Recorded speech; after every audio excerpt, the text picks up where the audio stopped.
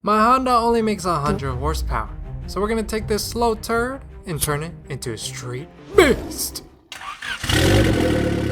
The end goal is to be faster than a K-Series or a muscle car, but will it blow up? We're gonna finish the miscellaneous things that need to be done on this car in order to get it on the road, and that way we can finally get it too. One of the things we need is this oil sandwich plate. We need this so that way we can run our oil pressure sensor, our oil feed that goes into the turbo, so that way obviously we need oil because no oil will go kaboom. So because we're running multiple things, this is where this comes in and it makes it a little bit easier. You don't want to die today. Installing the plate was pretty easy. I added Teflon tape on the ports so that way it doesn't leak. Then attach the other items to the plate so that way the turbo setup will work. So next, we're gonna try to fix the intercoil piping on the Civic. I did make a mark right here, it's a white mark. The reason why we need to trim this, the orientation is too long for the bumper, so the bumper can't fit. That way it can align with the turbo. Not only that, but it also could align with the intercooler itself. Pulled out the grinder for this one. It's not my favorite tool to use because it can be dangerous. I spent 2 hours trying to make this intercooler piping custom, and here's the result. We got the right side as tight as possible. Before it was sticking out like this. And you can see, obviously it's misaligned by quite a few, but we'll probably cut maybe 2-3 more inches. The line that I made, not the most straightest, but hey, as long as I get the job done. Obviously this is not the proper pipe done. It'll clean all this. That way it doesn't cut ourselves, but not only that, the cup. No, just don't mind me. All right, so I finally cut down the pipe as best as I can. Need to make a bead on the pipe itself, but you can see that it's fully attached to the other one and it connects. Now, originally, if you buy the piping, it already comes like this, but because we made that custom cut, we want to roll a bead. When we're doing the getaway, we're using wire crimps and go all around until it's fully crimped. Now you can look at this. I know it's a black pipe, so it's hard to see, but this, you can see it's leveled up. So that way it looks like this. Finally, the intercooler piping was done. Now, let's hear a word from our sponsor. As a car guy, we always mod our cars, but the most important mod is the dash cam. That's where this Vantrue Nexus 4 Pro comes in. It can prevent you from fraud or any incidents that happen to you or others on the road. The cool thing about this dash cam, you can also add a polarizer, so it will make your footage even more crispy. It comes with Sony Starvis 2. If you guys don't know, that is very good for low lighting situations, so that way you can make sure you see everything at night. It also comes with 5G Wi-Fi. Comes with a sturdy box too. Has an app store for the cam, so if any collision happens, any motion detected, you can always download the app and you can pull it from your phone. I am excited. Ooh, look at this bad boy. This has not only a front camera that's 4K, it has a rear camera, 1080p. You could capture the rear of your car as well. Installing the dash cam is very simple, and I'm gonna show you guys. Cigarette lighter is located right here, so we're just gonna plug it in like so.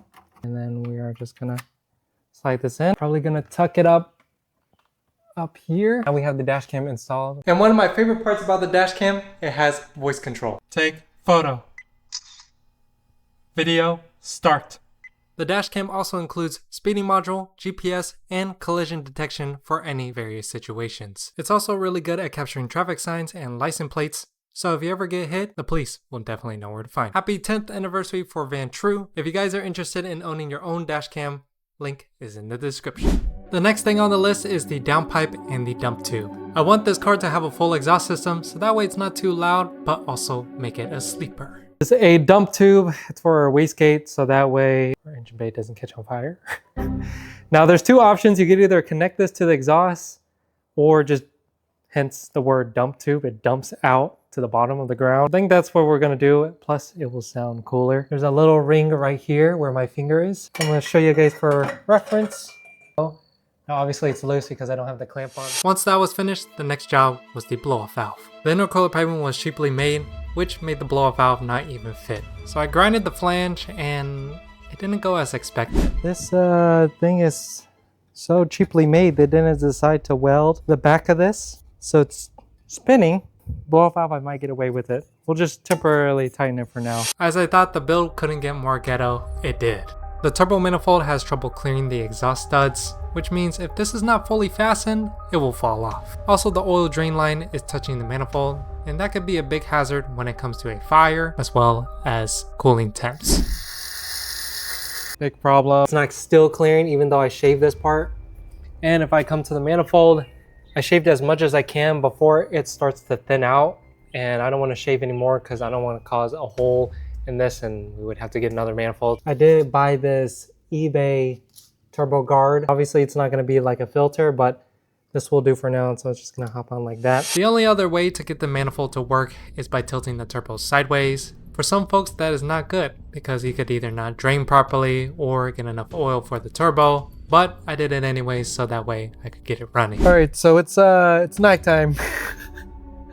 Next we have this mess, and basically I need to wire the wideband all the way to the ECU. Need to wire in the boost controller components for the ECU as well, so that way we can have boost bike gear. After wiring everything up, it was finally time to load up its first base map and see if it runs.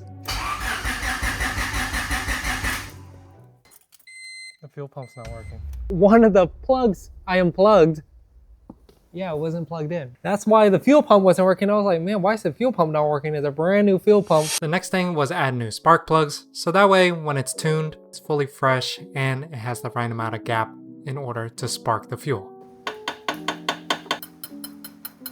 Okay, I think I gapped it too small now. Hunter did say anything from 18 to 20, so I think 20 should be fine since it's my lowest one anyways. Gotta be gentle with this because the block is aluminum, so once you mess up the threads, you are donezo. Plug back in. Octane booster. This should spike up the octane. The car is running 87. It says it increases octane number to 5. So it's literally gonna run 92 octane. All right, so this is not the right funnel, but if it works, it works. Oh, shit. It's finally time to start on the base map that Yash sent me. That's boost control. There we go. Boost controller tested. Let's see. Fuel pump. Boom.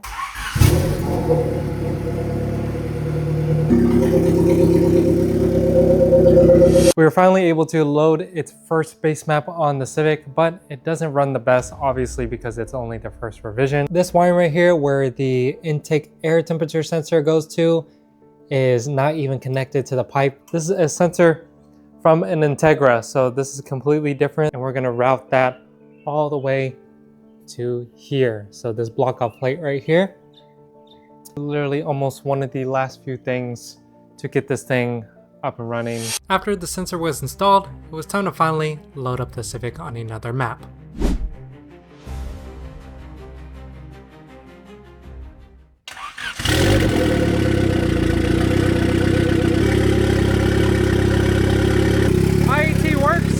Pretty rich. It's on 9.3 or so. After the Civic was done, for the next few days I've been working with Yash Tune in order to get the Civic fully dialed. We've been sending emails back and forth in order to dial in the map, so that way the car could officially run on the road. And here's when I first took it out on a drive. Today is the official day that we get to drive the Civic. This is the first time I'm driving it, so hopefully it goes well. He said regular driving and then try to hit boost in 3rd and 4th gear, so that's what we're going to try to do.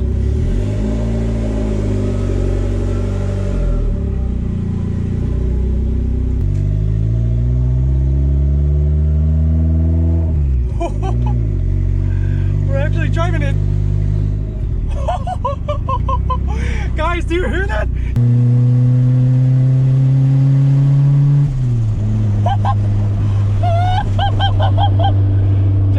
Yeah, guys definitely heard that.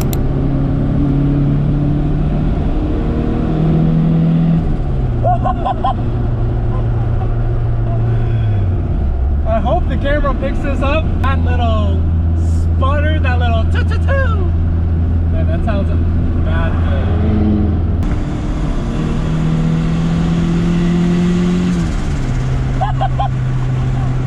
That's basically it. We're gonna send this log back to Yash and see what magic he can do. Meanwhile, while tuning the car, I wanted to put the bumper back on and clean up the Civic because it just looked atrocious. I did have to modify the intercooler and the bumper in order to make everything fit. It took a few hours, but now it definitely looks proper. And as you can see, I cleaned up most of the wiring mess that's on this side. the zip ties are temporarily. Now we are on our 8th base map. I just uploaded to the car and it's warming up right now. And this pull will finally be the full throttle pull from 3,000 RPM all the way to 6,000, just to be safe and make sure all the parameters are good. And once he molds that boost into the table, then we should be good to go, and then we could do more pulls that are a little bit more stronger as we go. So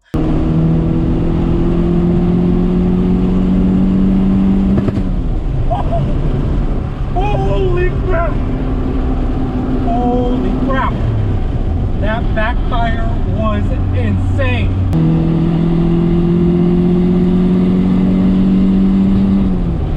Here we go. Full throttle.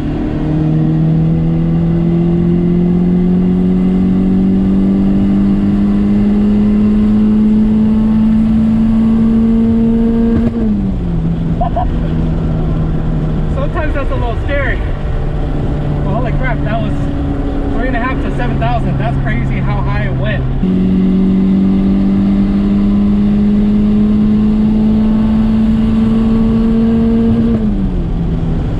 That's definitely quicker than what it was before, for sure.